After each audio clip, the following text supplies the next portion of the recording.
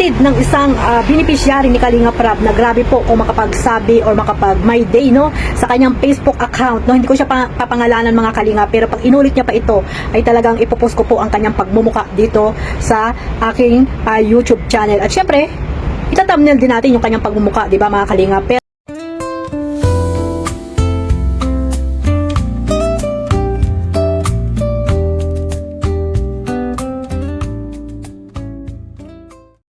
and good morning guys, good afternoon, good evening sa lahat. Welcome to my YouTube channel.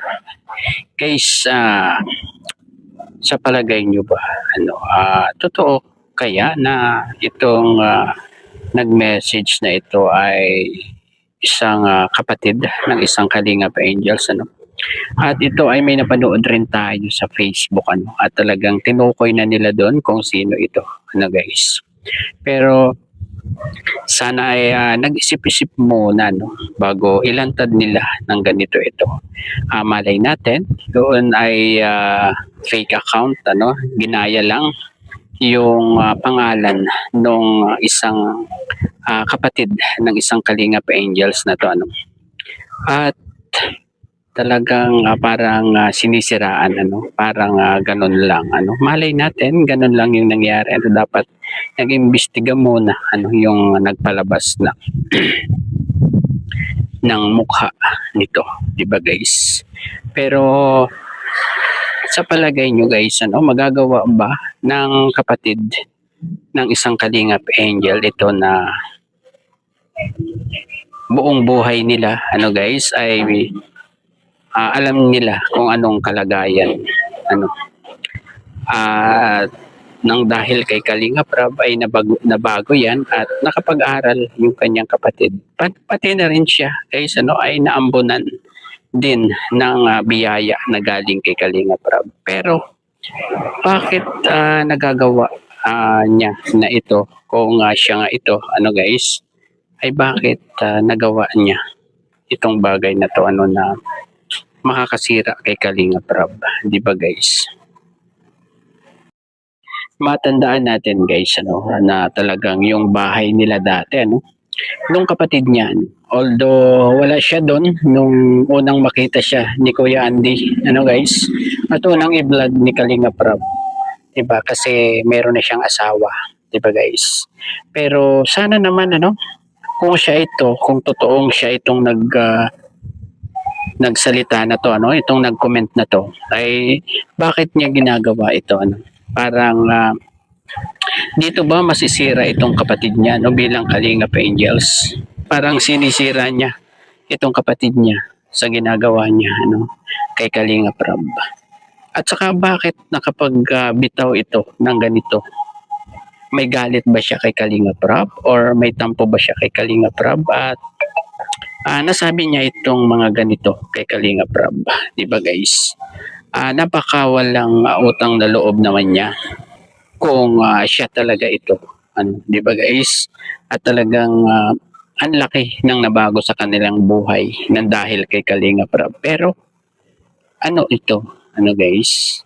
Sana naman guys ay hindi totoo ito, at itong nag-message na ito ay talagang fake account lang, yung tinularan lang talaga yung name ng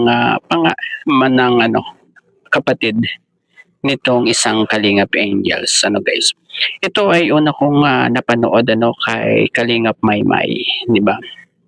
At hindi nga niya ito pinangalanan dito, pero guys, kumakalat na ito sa Facebook.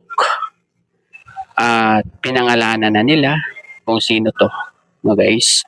Siguro kayo na lang ang maghanap sa Facebook, kung sino yung tinutukoy dito sa ating vlog na to, at kung sino yung tinutukoy ni Kalingap Maymay. Ay nako, grabe, kung siya talaga to, hindi ko na alam kung bakit pa niya nagawa ito dahil kasi nang dahil kay Kalinga Prab talagang nabago ang buhay nung kapatid niya, At saka pati siya, guys, pati siya ay naambunan, di ba? Ang ko dito, guys, Dahil ba sa mga sponsor din kaya nakakapagsalita ito ng ganito ano? Kung siya talaga to, guys. Nadiktahan ba siya? Kasi hindi niya magagawa ito ano kung wala nagtuturo ano, walang tao sa likod niya, 'di ba? At ayun siguro guys ano ay hindi natin lubos maisip ano na talagang magagawa niya ito kung siya talaga to. Masisira yung kapatid niya pagka nagkataon ano. At ewan ko ha kung alam ito nung kapatid niyang Kalingap Angels ano or nung nanay niya no.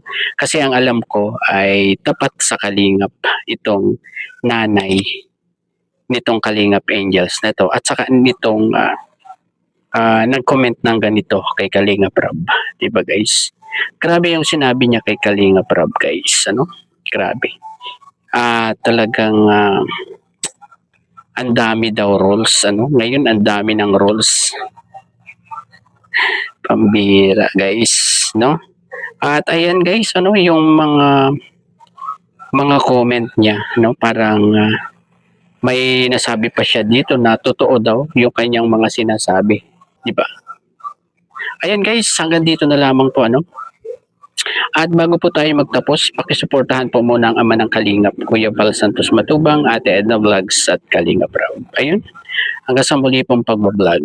Bye-bye. God bless po sa lahat. Love, love, love lang po guys. Ano, tayong mga nandito pa rin sa Kalingap. Bye-bye. God bless po.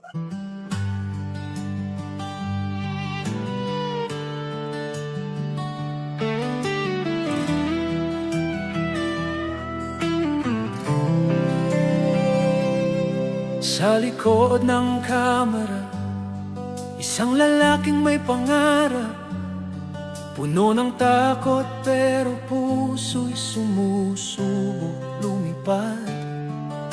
Sa bawat hakbang may luha, may bigat, may sugat, pero di siya tumigil.